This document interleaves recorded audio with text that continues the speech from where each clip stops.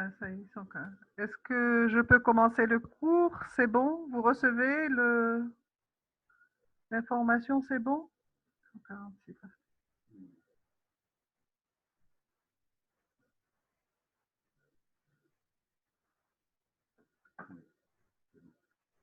Ils ont dit oui? D'accord. Ok. Voilà. D'accord, merci. Donc, on va commencer le deuxième cours sur l'aplasie médulaire.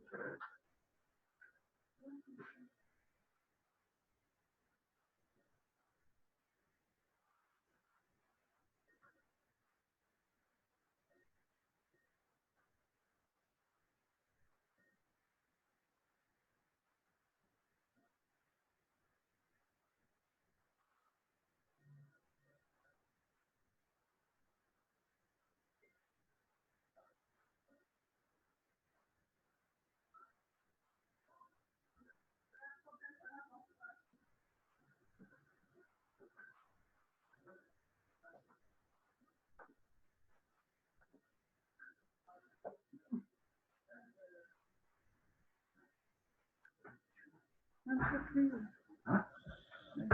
Ah aussi, vous êtes en train de partager l'écran. Hein? Michel. Pour avancer. Ah, ouais, je clique فيها حضرتك حكينا. D'accord. Ok. Déjà entré ou là? Ok. Donc, qu'est-ce qu'une aplasie médulaire? C'est une insuffisance médulaire quantitative globale par atteinte de la cellule souche hématopoïétique. Donc, ça veut dire quoi? Ça veut dire qu'il y a un déficit quantitatif en cellules souches. Donc, la cellule souche est atteinte et donc il n'y a pas de fabrication de cellules hématologiques par un déficit quantitatif en cellules souches hématopoïétiques. Elle se traduit sur le plan périphérique par une pancytopénie, c'est donc une atteinte des trois lignées, puisque c'est une atteinte déficit quantitatif de la cellule souche, avec une moelle osseuse qui est soit hypocellulaire, donc qui contient très peu de cellules, ou alors qui est désertique, c'est-à-dire qui ne contient pas du tout de cellules.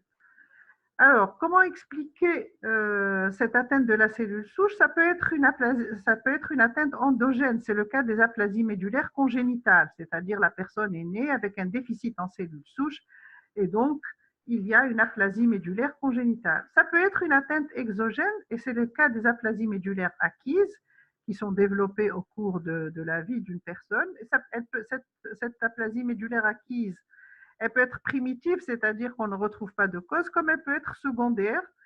Et elle est secondaire quand il y a une atteinte soit du micro-environnement, soit quand il y a un conflit immunitaire, c'est-à-dire fabrication par l'organisme d'auto-anticorps dirigés contre les cellules de la moelle osseuse. Alors, donc, l'atteinte de la cellule souche, elle va avoir des conséquences. C'est sur le plan périphérique, sur le plan clinique, donc un syndrome d'insuffisance sanguine, et sur le plan biologique, une pancytopénie. Sur le plan épidémiologique, c'est une maladie rare. Elle est plus répandue en Asie, peut-être probablement en raison des infections virales qui sont observées en Asie, ou alors en raison des émanations toxiques, surtout les produits radioactifs. On observe deux pics de fréquence.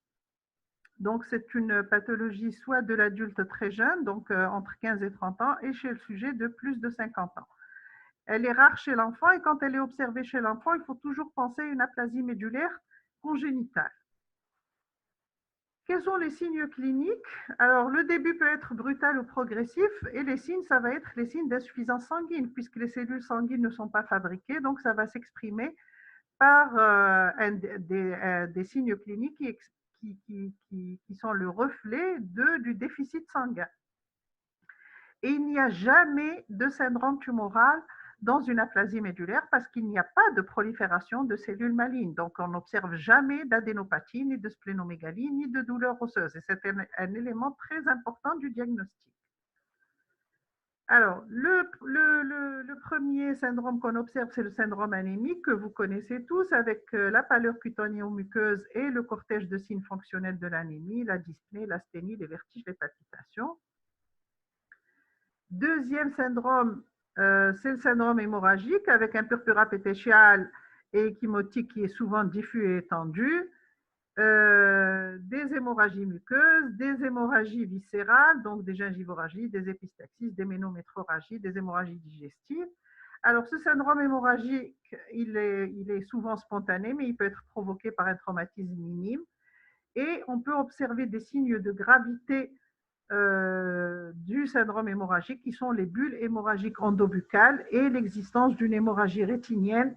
Pourquoi? Parce que l'hémorragie rétinienne, c'est en général pardon, un signe annonciateur. C'est un signe annonciateur d'une hémorragie cérébrale. Alors, je ne sais pas qu'est-ce qui se passe. On a été coupé. Je vais reprendre.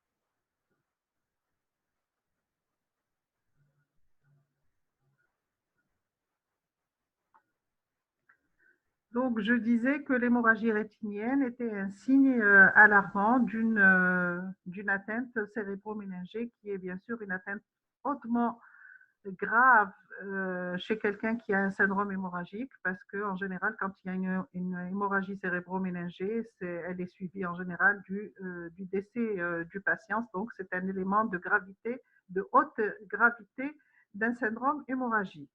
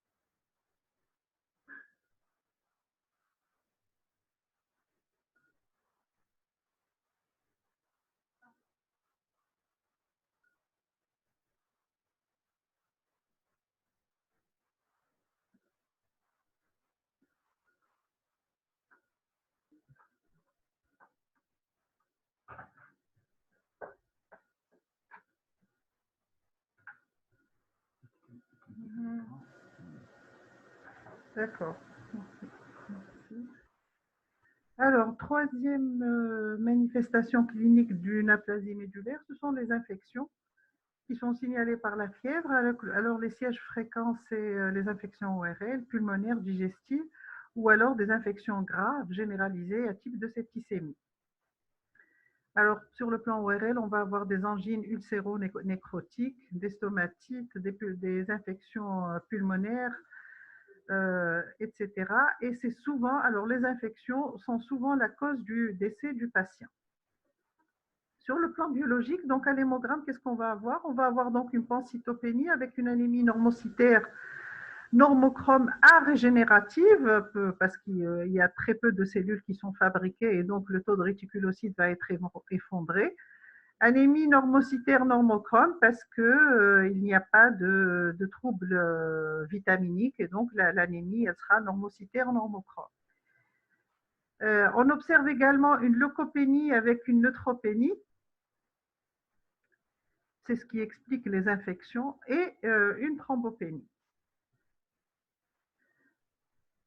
Devant ces signes, on est obligé de pratiquer un myélogramme qui va montrer donc une moelle pauvre ou désertique avec une hyperlymphocytose réactionnelle, c'est-à-dire que la moelle est occupée par des lymphocytes parce qu'il y a une fabrication de lymphocytes qui est réactionnelle à cette moelle qui est désertique. Avec surtout un élément très important, c'est qu'il n'y a pas de cellules anormales, il n'y a pas de cellules malignes au niveau de la moelle osseuse. Et donc, ça nous permet d'éliminer déjà le diagnostic d'une leucémie aiguë. Donc, quand on a ces signes-là au myélogramme, il s'agit donc d'une pancytopénie d'origine centrale. Alors, on est obligé dans ce cas de pratiquer la biopsie ostéomédulaire, c'est-à-dire la ponction de moelle, elle permet une étude cytologique de la moelle parce qu'on retire du suc médulaire qu'on va étaler sur la lame et qu'on va regarder au microscope, alors que la biopsie médulaire, c'est enlever un fragment de la moelle osseuse qu'on va envoyer à l'anapathe pour une lecture histologique. Et c'est un examen qui est indispensable pour poser le diagnostic d'aplasie médulaire. Alors, qu'est-ce qu'elle va montrer, l'anapathe?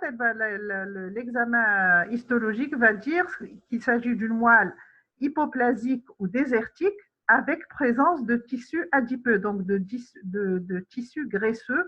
Donc, au lieu d'avoir du tissu hématopoïétique, nous allons avoir des lacunes graisseuses, donc du tissu adipeux qui remplace le tissu hématopoïétique. Et là aussi, il n'y a pas d'envahissement tumoral et il n'y a pas de myélofibrose. Donc, il n'y a pas de tissu fibreux au niveau de la moelle osseuse parce que s'il y a de la fibrose, de la myélofibrose, on va poser d'autres diagnostics et non pas le diagnostic d'aplasie médulaire. Alors, quand on a posé le diagnostic d'aplasie médulaire, il faut procéder à une classification, c'est une classification pronostique, c'est la classification de Kamita qui reconnaît 3 éléments. Donc, le taux de réticulocytes, les plaquettes et le taux de polynucléaires neutrophile. Donc, ce sont les critères de gravité d'une aplasie médulaire. Si le taux de réticulocytes est inférieur à 20 000 éléments par millimètre cube, si le taux de plaquettes est inférieur à 20 000 éléments par millimètre cube, et si le taux de polynucléaire est inférieur à 500, il s'agit donc d'une aplasie médulaire sévère. Donc, si on a 2 critères ou plus, c'est une aplasie médulaire sévère. Si on a moins de 2 critères, c'est-à-dire un critère, c'est une aplasie médulaire modérée. Sur le plan étiologique, donc on a 2 grandes origines dont on a parlé tout à l'heure. On a l'aplasie médulaire congénitale et l'aplasie médulaire acquise.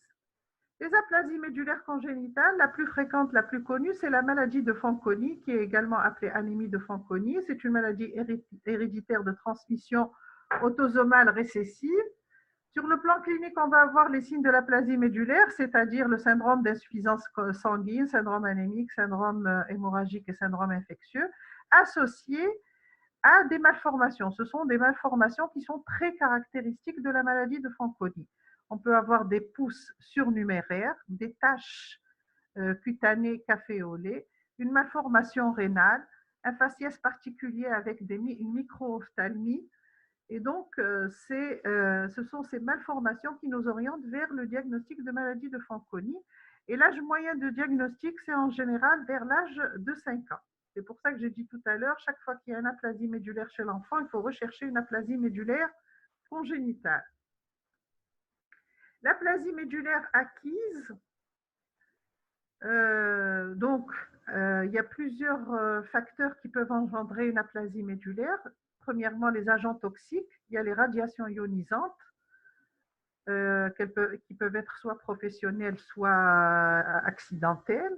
Il y a le benzène. Le benzène, vous allez le retrouver dans pratiquement toutes les hémopathies malignes. Et il y a les pesticides, donc tous les produits, les organophosphorés qui sont utilisés en agriculture ou pour tuer les insectes, etc. Tous ces produits chimiques sont hautement toxiques pour la moelle osseuse.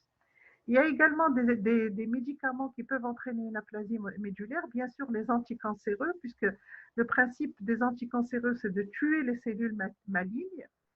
Automatiquement, quand on tue les cellules malignes, on peut également tuer les cellules saines. Et tous les patients qui reçoivent une chimiothérapie sont susceptibles de faire une aplasie médulaire. Heureusement que ce sont des aplasies médulaires qui ne sont pas durables. Ce sont des aplasies médulaires qu'on peut récupérer après par un traitement symptomatique et donc qui vont durer un certain temps et ensuite la moelle osseuse va récupérer.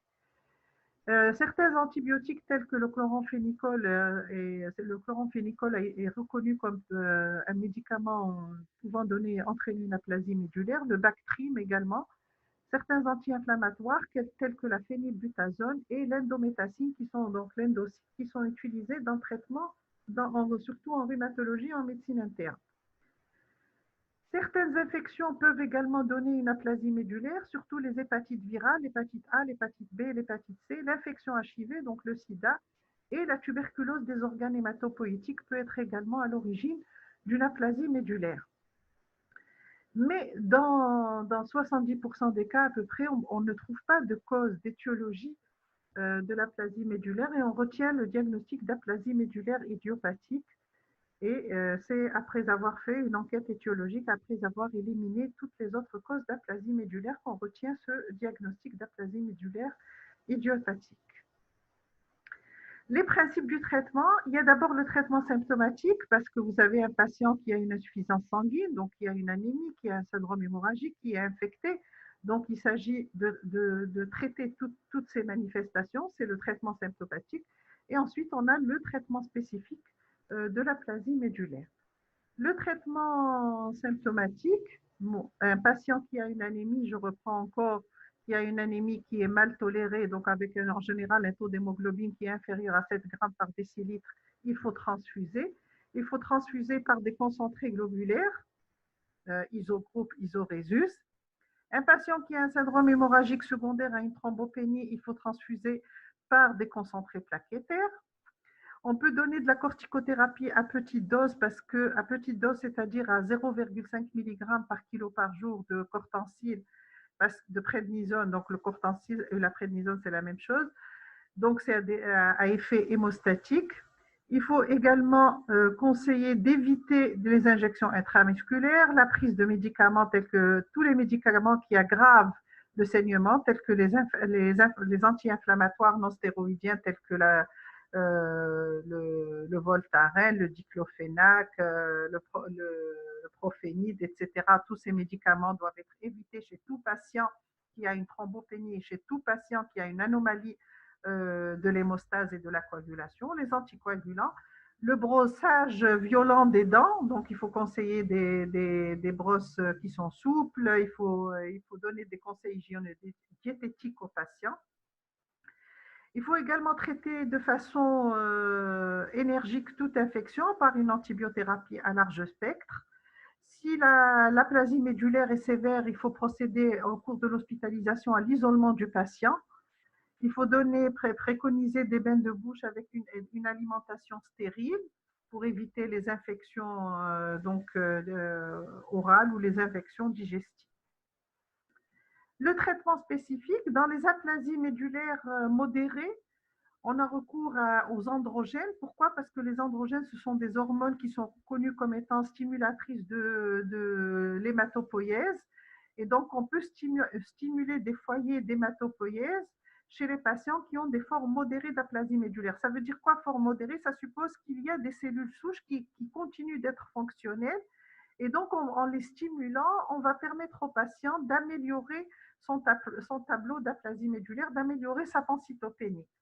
Donc, les androgènes peuvent donner de bons résultats et on utilise des médicaments tels que le danazol ou le Livar.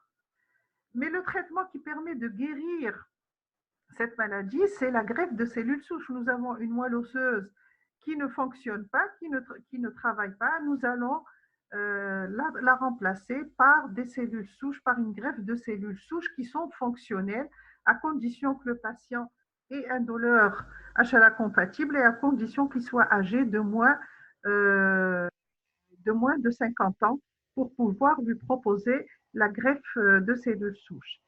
Si le patient ne dispose pas de donneur HLA compatible ou s'il est âgé, et dans le cas d'une aplasie médulaire sévère, on peut recourir à un traitement immunosuppresseur.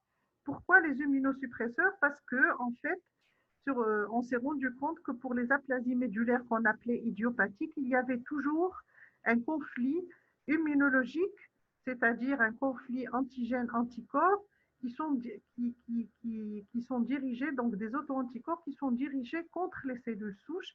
Et en donnant un traitement immunosuppresseur par la cyclosporine ou en utilisant un sérum antilymphocytaire, on peut guérir les formes graves, certaines formes graves d'aplasie médulaire. Et actuellement, ce qui est utilisé, c'est l'association des deux, l'association du sérum antilymphocytaire et de la cyclosporine. Et ça, c'est pour inhiber la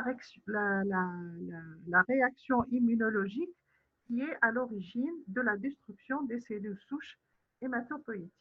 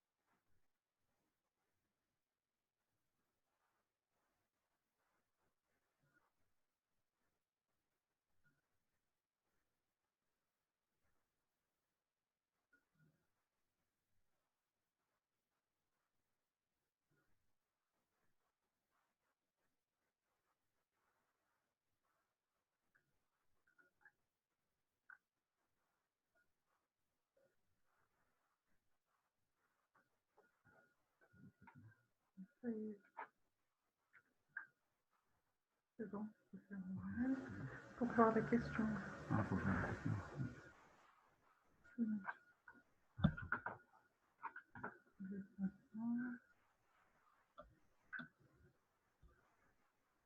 Ah, d'accord.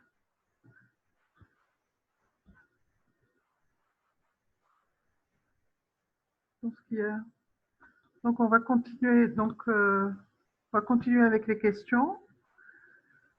J'ai une question ici. En cas d'aplasie médulaire secondaire à une telle étiologie, si on traite l'étiologie, est-ce que ça peut améliorer le pronostic de l'aplasie? Effectivement, quand il y a une étiologie virale, surtout virale, ou quand il y a telle qu'une tuberculose, par exemple des organes hématopoïétiques, si on traite bien sûr la tuberculose, l'aplasie va être réversible et on va corriger l'aplasie.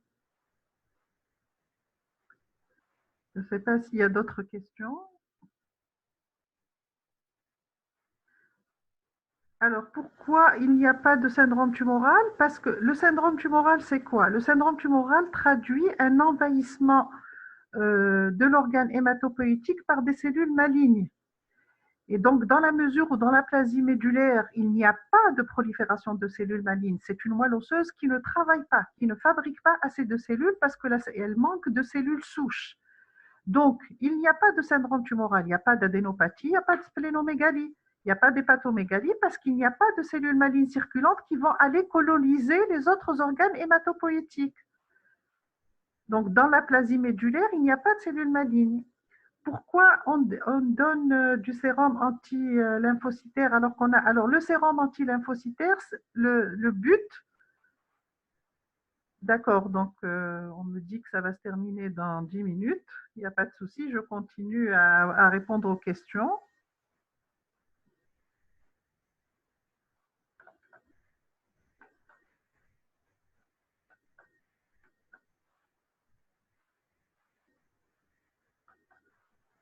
Alors, le sérum anti-lymphocytaire, il va agir dans la réaction immunologique. Ça n'a pas de rapport avec le taux de globules blancs.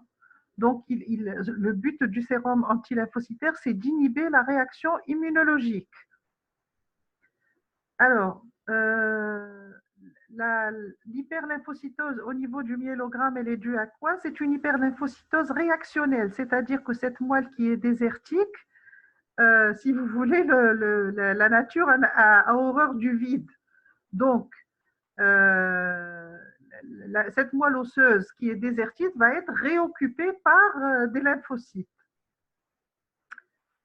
Alors, l'activité médulaire est toujours récupérable. L'activité médulaire est récupérable dans l'aplasie médulaire secondaire dans certaines situations, c'est-à-dire quand il s'agit par exemple d'une tuberculose, quand il s'agit de certains médicaments qui peuvent donner, comme les anticancéreux, qui peuvent donner des aplasies médulaires qui sont passagères et qu'on peut récupérer.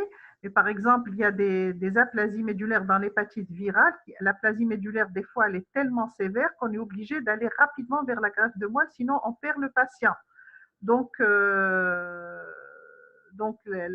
l'aplasie médulaire secondaire n'est pas toujours facile à gérer. Alors, c'est quoi le mécanisme d'action de la cyclosporine? La cyclosporine va inhiber la réaction immunologique qui est la fabrication d'auto-anticorps dirigés contre les cellules souches. Vous n'avez pas compris, je suis en train d'expliquer le traitement des immunosuppresseurs. Donc, on a dit que pour les aplasies médulaires idiopathiques où on ne retrouvait pas d'étiologie, il s'agit en fait d'un conflit immunologique qui est fait de la fabrication d'auto-anticorps dirigés contre les cellules souches. Et donc, en inhibant cette réaction immunologique de destruction des cellules souches par les auto-anticorps, en utilisant un immunosuppresseur, on arrivait à contrôler l'aplasie médulaire.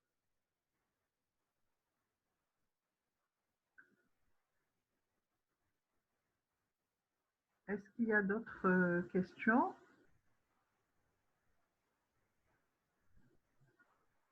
Alors, on ne peut pas savoir si l'aplasie médulaire est d'origine auto-immune. En fait, sur le plan pratique, non, nous, on retient le diagnostic d'aplasie médulaire auto-immune après avoir éliminé toutes les autres causes, c'est-à-dire après avoir fait un interrogatoire poussé pour voir qu'est-ce que le malade a reçu comme, qu'est-ce qu'il a pris comme médicament, qu'est-ce qu'il a reçu, est-ce qu'il a reçu, est-ce qu'il, par rapport à sa profession, est-ce qu'il est exposé à un rayonnement, à des produits toxiques, etc. Et en faisant systématiquement une recherche de l'hépatite virale, euh, de l'infection HIV du sida et en recherchant le bacille de Koch, le BK pour la tuberculose. Donc, c'est après avoir éliminé les autres causes d'aplasie médulaire qu'on retient le diagnostic d'aplasie médulaire idiopathique et qu'on va traiter comme une aplasie auto-immune. Alors, dans la maladie de Fanconi, oui, on retrouve toujours les malformations. C'est ce qui permet d'évoquer le diagnostic de Fanconi. Oui, effectivement. Il y a souvent une agénésie radiale, il y a souvent des malformations rénales, parfois carrément une ectopie rénale, etc. Et c'est pour ça que on évoque cette maladie quand il y a une association avec un syndrome d'insuffisance sanguine. Alors, y a-t-il d'autres questions?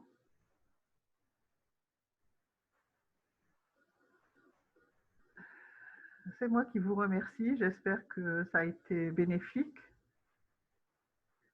Alors, donc, une autre question.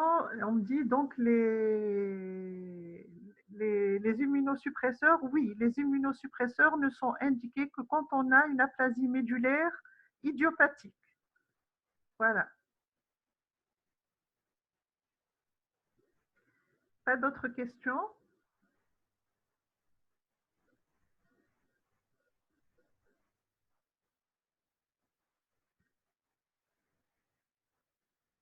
Je pense que c'est fini. Je vous remercie et au prochain cours.